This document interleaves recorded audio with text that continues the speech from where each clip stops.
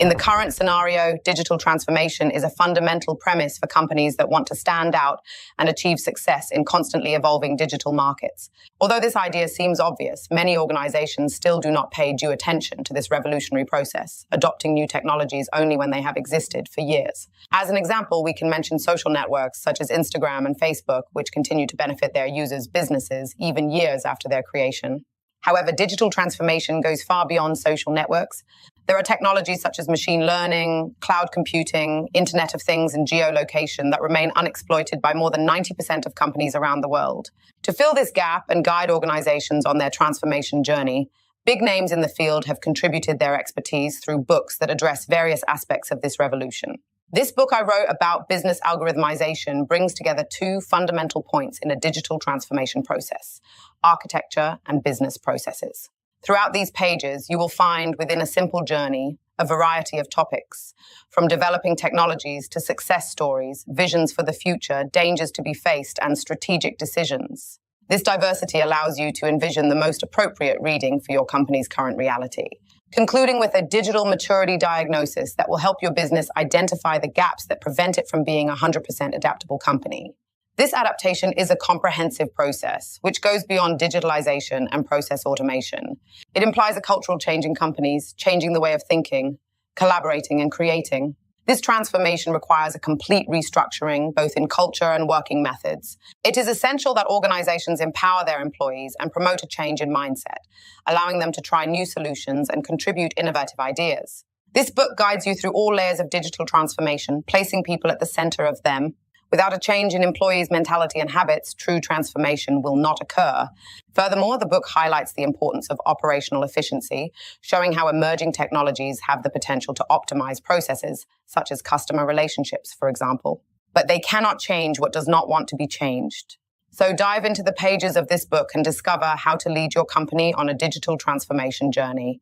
Get ready to explore all the opportunities that technology is making available to us. Paulo Carvalho. Methodology, digital maturity diagnosis. Achieving adaptability status consists of putting your company in a state of readiness for any transformation scenario that the world may present to you. Emerging technologies present an intense challenge for CEOs and CIOs across the planet, not because of access to the technologies themselves, but because of their diversity and availability. In this scenario, adaptation becomes essential, updating, and finally, digital acquisition. The problem is that most of the time I digitize problems and bottleneck processes. That's why digital transformation has to be a strategic initiative and not an operational one. For this, we understand that before starting the diagnosis, there is a previous homework that consists of create a systemic map all information systems existing in the organization, value chain, design the macro processes and main processes, evaluate data structuring, connect the systemic map to business processes, and analyze the percentage of unstructured, semi- and structured data that are part of the processes. Make a digital maturity diagnosis. Measure the company's level of digital maturity. Digital transformation. Dashboard. Design a dashboard that makes it possible to make decisions about digital transformation projects that will help raise the level of digital maturity. To measure the level of digital maturity of value chain processes, I use the Acatech framework, German Academy of Sciences and Engineering, for those who don't know. It is a German non-profit organization that plays a fundamental role in the advancement of technology and engineering in the world. She is recognized for her involvement in the development of Industry 4. Aktie Zero in Germany, a concept that aims at digitalization and interconnection in manufacturing, to assess the level of technological maturity of organizations and measure their readiness for Industry 4. Their contributions are important references for companies across the planet that seek to implement technological innovations and align themselves with digital transformation trends in the industry. What I did was adapt it to the service and retail segments by orienting the diagnosis towards processes instead of areas. The objective of the digital transformation diagnosis is to identify the gaps in each stage of digital maturity and identify the percentage of completeness of each stage to ultimately define the company's global average digital maturity. The maturity stages follow 1. Computerization. Computerization, together with connectivity, are the attributes that guarantee the total digitalization of a business. At this stage, we evaluate several indicators, but the primary analysis is knowledge of data structuring within the macro process and the ability to manage these percentages by indicators. Connectivity. Connectivity measures the amount of data that communicates with each other and the ability of systems to be available for both mobile and desktop devices and IoT. Connectivity guarantees access and integration of information. 3. Visibility.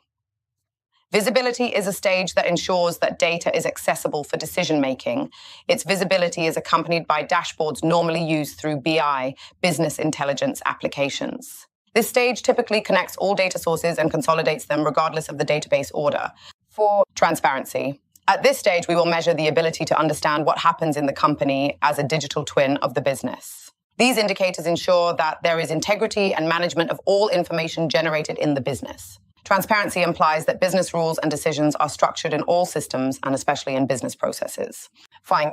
Predictive capacity. With the understanding of the data and information generated, the company must now manage its critical mass of data so that through it can create predictive scenarios for decision-making. The use of big data and AI are pertinent to this stage of maturity. 6. Adaptability. We have reached the final stage where AI works together with employees and business decisions are now managed by artificial intelligence. We call it adaptability, as it also involves the ability of human beings to understand AI and appropriate the benefits it provides as an essential factor of competitiveness in the market. Note, organizational structure and culture are part of the complementary analysis to support the 6 levels of digital maturity. Anyway, this is the journey we will begin now. Welcome. Digital architecture is a simple and easy to understand framework for the journey that involves everything from digitalization to culture adapted to artificial intelligence. Before we start describing a digital transformation architecture, we will understand a little about the historiography of IT architectures in companies. This is a field that covers the evolution and development of information technology structures and systems used in organizations over time. Enterprise architecture, also known as enterprise architecture, plays a fundamental role in this context, providing a comprehensive and rigorous method for describing the structure of an organizational process. Information systems, human resources, and other organizational subunits, with the aim of aligning them to the main objectives and strategic directions of the organization. Enterprise architecture can be understood as the organizing logic of business processes and information technology resources that reflect the integration and standardization requirements of a company's operating model. Just as an urban architect plans a city considering the general aspects, a corporate architect develops the organization's architecture, ordering its general elements such as concepts, processes, and systems, and ensuring that the projects related to each element are in accordance with the corporate architecture. The practice of enterprise architecture involves applying frameworks to describe existing architecture and desired architecture. These frameworks detail the organization, roles, entities, and relationships that exist or should exist, in addition to a set of business processes. They provide a rigorous taxonomy and ontology, clearly identifying who is responsible for the performance of a process and providing detailed information about how those processes are carried out. Information architecture also plays an important role in companies' IT architectures. It is the art of expressing information models or concepts used in activities that require explicit details of complex systems. Information architecture involves the design of shared information environments, the organization and labeling of websites, intranets, and online communities, and bringing the principles of design and architecture to the digital landscape.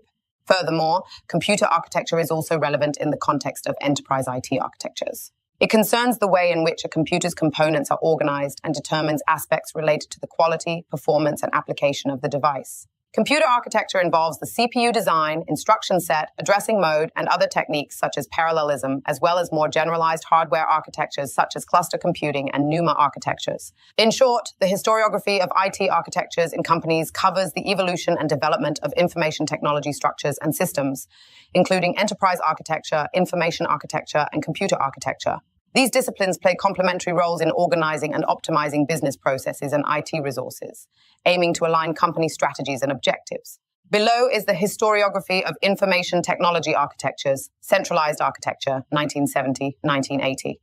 During this period, IT systems were centralized on mainframes. Mainframes were powerful computers that processed and stored data for various applications and users. This architecture focused on efficiency in processing large volumes of data and was dominant in large organizations. Client-server architecture, 1980-1990. With the emergence of PCs, IT architectures began to adopt the client-server model. In this architecture, data processing and storage were distributed among clients, usually PCs, and dedicated servers. Clients requested services or resources from servers, which responded to the requests. This architecture allowed greater flexibility and decentralization of IT operations, boosting productivity and collaboration in companies.